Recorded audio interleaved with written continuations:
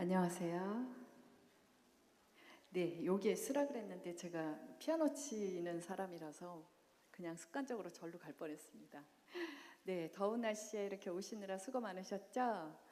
네, 오늘 저는 이 소리 앙상블 창단 연주회의 해설을 맡게 된 한국 피아노 재능기부 협회장, 또 소리 앙상블의 고문이 된 김문정입니다. 안녕하세요.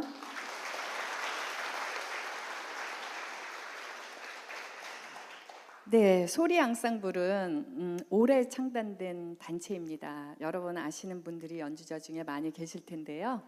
이분들은 그 대학을 졸업하고 또는 대학원을 졸업하고 이렇게 일터에서 학생들을 많이 가르치고 각자 일을 하다가 최근에 이런 연주 단체를 만들어서 본인들의 연주 기량을 높이고 또 이렇게 사회에서 여러분들과 같이 교감하기 위해서 만든 단체입니다. 오늘의 연주에는 특별히 오페라를 배경으로 한 그런 곡들을 선택해서 하는데요. 제가 계속 나와서 이제 설명을 드릴 테니까 제가 얘기하는 것에 지루해하지 마시고 여러분이 이 오페라는 뭔가 이렇게 이해를 돕는다 생각하시고 들어주시면 저도 힘이 나서 해설을 해보겠습니다. 그러면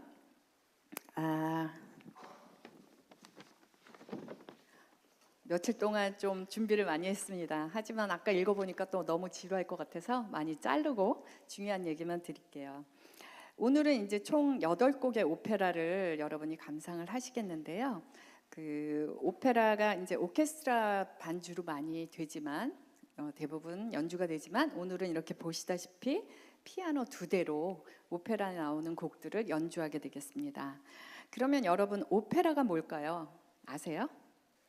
네, 뮤지컬은 잘 아시지만 오페라는 감상을 안 해보신 분들이 많을 것 같습니다. 요새는 이제 뮤지컬을 보러 우리가 공연을 많이 가지만 그 옛날에는 그런 음향이라든가 방송 뭐 이런 게 발달이 안 되고 또 음악 자체가 클래식 음악이다 보니까 그 당시에 유행했던 그 장르가 바로 오페라입니다. 오페라는 이태리 말로 오푸스, 그러니까 작품이란 뜻인데요. 그게 이제 변형이 되어서 오페라라고 이렇게 부르게 되었습니다.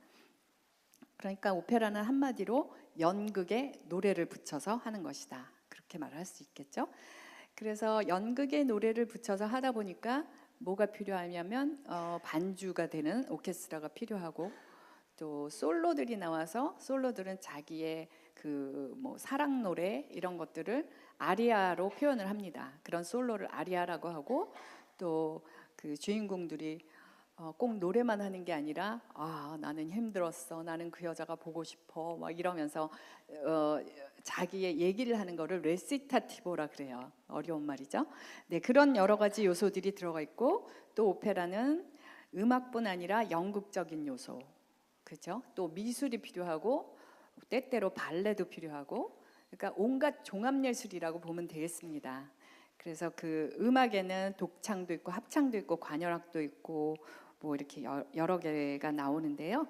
오늘은 피아노 2대로 그 모든 걸 표현해야 되니까 사실 상당한 어려움이 있습니다. 하지만 오늘 연주될 곡의 그 편곡자들이 상당히 우수한 사람들, 뭐 우수하다기보다 뛰어난 리스트라는 작곡가도 있고 또 줄리아드 나와서 피아니스트로 활동하는 앤더슨이라는 사람도 있고 그런 사람들이 피아노 곡으로 그 오케스트라의 음향을 모방해서 이렇게 만들었기 때문에 여러분이 아시는 멜로디에다가 또 2대의 피아노, 한 대도 아니고 네, 이런 피아노로 연주를 하니까 아마 들어보실만 할 것 같습니다.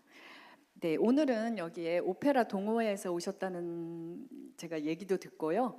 진짜 오페라는 아니지만 피아노 곡으로 이렇게 오페라를 느껴보시는 시간이 되시길 바라고요. 첫 번째 곡은 러시아 작곡가 보로딘이라는 사람이 있습니다. 이 사람은 작곡가가 아니라 원래 화학자였다고 합니다. 그래서 본인이 완성은 못했지만 나중에 그 다른 러시아 작곡가들이 완성을 했죠, 이 곡을. 그래서 그 이고르 왕자라는 곡입니다. 들어보시면 다 아는 멜로디인데요. 그 왕자가 그 폴로베츠가 뭐냐면 러시아와 굉장히 전쟁을 많이 한 국가입니다. 작은 부족인데 그 부족과 전투를 많이 하다가 그 폴로베츠인 왕자 이고르 왕자가 주인공이 그 폴로베스 부족한테 붙잡히게 됩니다. 근데 부족장이 굉장히 마음이 좋은 사람이어서 이고르 왕자를 위해서 연회를 베풀고 그 연회에 이제 음악이 나오는데 이고르 왕자의 아들이 있어요. 근데 아들이 그 여자를 만나서 누구냐면 추장의 딸이죠. 스토리가 뻔하죠. 네, 추장의 딸을 만나서 둘이 이루어질 수 없는 사랑을 막 이제 나누는데 그 거기에 나오는 그 사랑 멜로디가 여러분이 이제 지금 좀 이따 들으실 처음에 나오는 아름다운 멜로디입니다. 네, 그것을 비롯해서 이제 이고르 왕자가 도망을 쳐서 자기 나라로 가서 자기 부인을 만나서 극적으로 만나서 다시 사랑하고 행복하게 살았다. 뭐 이런 내용이에요. 그러면 이 첫 곡을 그 아주 야무진 두 피아니스트가 있습니다. 손은정, 최연아의 연주로 감상하시고요. 그 다음 곡은 제가 또 나와서 잠시 설명을 드리겠습니다. 잘 들어보시고 아는 멜로디가 있으면 더 즐겁게 감상하시기 바랍니다. 감사합니다.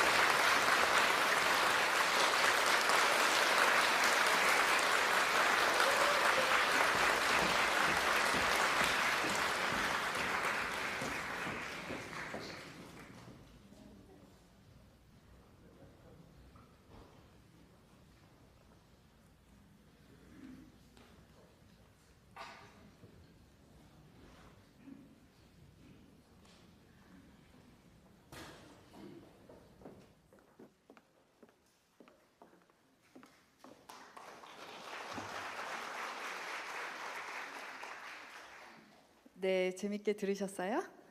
네, 다음 곡은 여러분이 너무나 잘 아시는 비제의 칼멘입니다. 기대되시죠? 네, 칼멘은 여러분이 다 아시겠지만 굉장한 그 집시 여인으로 무서울 게 없는 여인이었어요. 모든 남자를 보는 남자를 다 꼬시면 넘어가고, 네, 그렇게 아주 끼도 많고 능력이 많은 그런 여자였습니다. 그 비제 그 칼멘은 사막으로 되어 있습니다. 그래서 뭐 사랑도 나오고 배신도 나오고 나중에는 이제 그 비극으로 끝이 나는데요.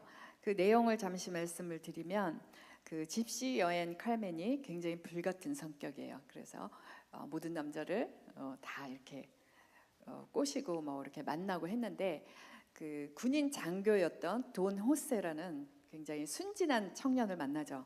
그래서 이 돈 호세가 자기의 여자친구가 있음에도 불구하고 카르멘한테 넘어가요. 그러니까 이 오페라에 보면 칼멘이 하바네라를 부르면서 남자를 자기 편으로 이렇게 만드는 그런 곡도 나오고, 또 남자가 정신을 못 차리고 자기 여자친구는 내팽개치고 칼멘한테 당신이 나한테 준 그 꽃이 밤새도록 향기가 나고 생각이 나서 당신을 잊을 수가 없습니다 이러면서 칼멘한테 사랑 고백을 하고, 네, 그런 노래들이 나오죠. 또 집시의 춤, 그래서 칼멘이 자기 그 집시 다른 그 동료들과 춤도 추고 막 열정적인 그런 곡도 나옵니다. 그래서 칼멘에 나오는 곡들은 여러분이 다 들어보셨을 거예요. 또 투우사의 노래 이런 것도 있죠. 그래서 결국에는 어떻게 되나요? 돈 호세가 그 여인을 자기 여자친구를 배신하고 칼멘을 쫓아갔다가 이 칼멘이 투우사를 또 사랑하게 됩니다. 그래서 투우사를 쫓아가면서 칼멘은 돈 호세는 이제 배신을 느끼고 복수의 불이 타죠. 그래서 정신을 못 차리고 결국은 칼멘을 칼로 찔러서 죽이는, 네, 그런 이야기입니다. 네, 오늘의 그 편곡은요, 아까 말씀드린 줄리아드 출신의 앤더슨 앤 로우라고 그 두 분이 피아노 곡으로 굉장히 아주 화려하게 편곡을 해서 만든 곡인데요. 기교적으로 상당히 어렵고, 또 지금 제가 말씀드린 주요 그 아리아가 다 포함되게 적절히 섰고, 또 오른손, 그러니까 퍼스트 그 피아노가 그 멜로디를 받쳐주는 선율이 재즈 선율이어서 상당히 아주 세련되게 들리기도 합니다. 그러면 아주 테크닉적으로 뛰어난 아주 어려운 이 곡을 테크닉이 굉장히 돋보이는 신영님, 김수현 피아니스트의 연주로 감상해 보시겠습니다.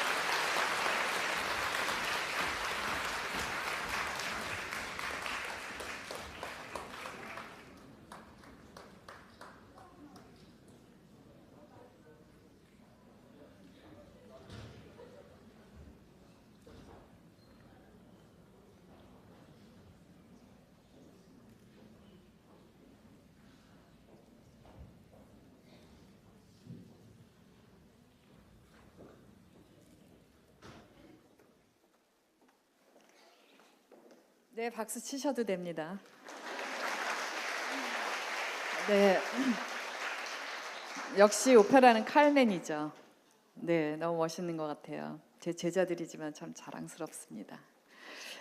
다음에는 여러분이 지금은 이제 오페라에 나오는 아리아 중심으로 들으셨는데요. 다음 곡은 서곡을 들으시겠습니다.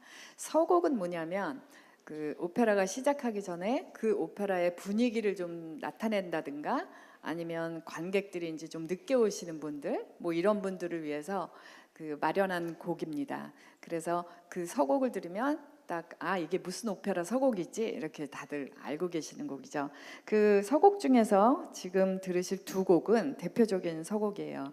모차르트 오페라는 피가로의 결혼, 또 돈조반니, 또 코지판 투테, 네, 이렇게 3대 오페라라고 부르는데요.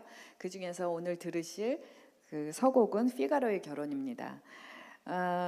이 피가로의 결혼은 모차르트가 작곡했을 때 상당히 반응이 여러 가지로 나뉘었는데요. 왜냐하면 내용이 너무 희극적이기도 했고 그때 당시 사람들은 오페라는 좀 점잖고 귀족이 듣는 뭐 이런 음악 이렇게 생각했는데 너무 희극적이기도 하고 세속적이기도 하고 막 그래서 좀 문제가 있었던 오페라입니다. 하지만 다폰테라는 아주 유명한 극작가를 모차르트가 이제 섭외를 해서 그 사람이 극본을 쓰면 무조건 100% 흥행을 하던 그런 극작가였습니다. 그래서 그 사람하고 손을 잡고 이 피가로의 결혼을 썼는데요. 주인공 피가로는 사실 주인공이라고 하기에는 좀 애매한 그런 신분이었습니다. 백작의 하인이었어요. 하인이면서 이발사. 그래서 이 사람이 이제 백작을 위해서 일을 하고 있는데 이 백작이 엄청난 바람둥이입니다. 그래서 피가로의 사랑하는 여자, 그래서 결혼하려고 하는 수잔나를 계속 꼬시는 거예요. 그런데 그때 뭐가 있었냐면 초약권이라는 게 있었습니다.